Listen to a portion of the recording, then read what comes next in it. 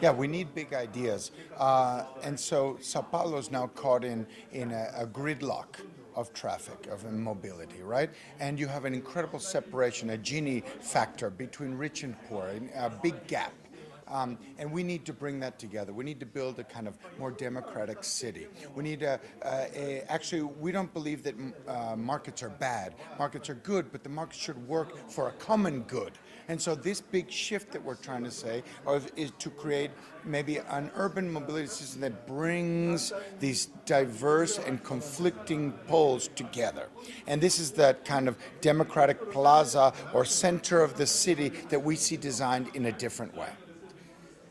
One could also say that a shift would mean an innovation, a necessary step of innovation, because systems, and that we know from other examples, are actually bound to have their peak, and they are as well bound to fail.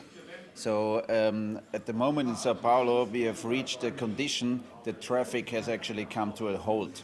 What was a promise of mobility is actually not moving anymore. So in that sense, we have to figure out how we use spaces that are available to us and how we occupy them in new and innovative way. And in that sense, cars will only be a part of the solution, but not the complete solution.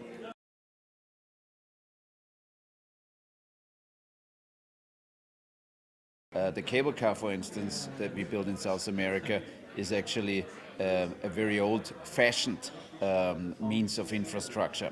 It has been used in many places.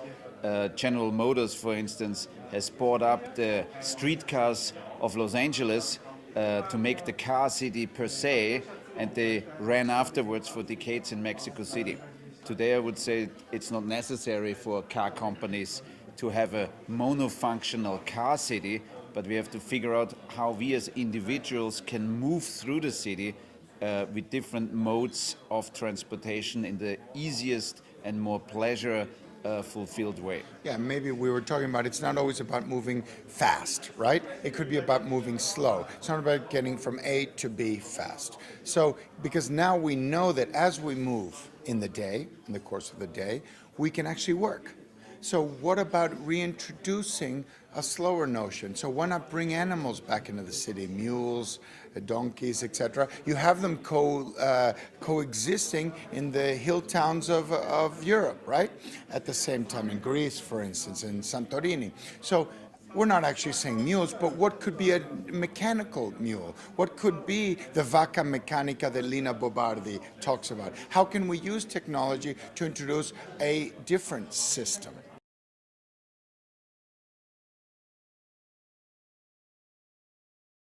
There are areas in cities, and in particular in Sao Paulo where we work, that haven't been recognized. They haven't been on the radar of city planners.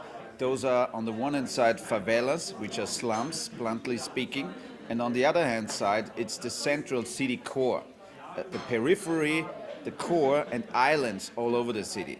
They have not been planned yet. City planners and services and infrastructures have not been laid out there, and there's a time window, an opportunity to act right now in the next 10 years perhaps in those areas as laboratories of mobility.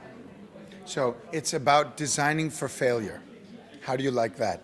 Since we built highways, we saw that they're not working so well. We built suburban models, Levittown. It didn't work so well. So why don't we just forget the whole word of success and just try and experiment, as Rupert says? So it's not about designing maybe the center anymore, but maybe it's about looking at the center of the periphery.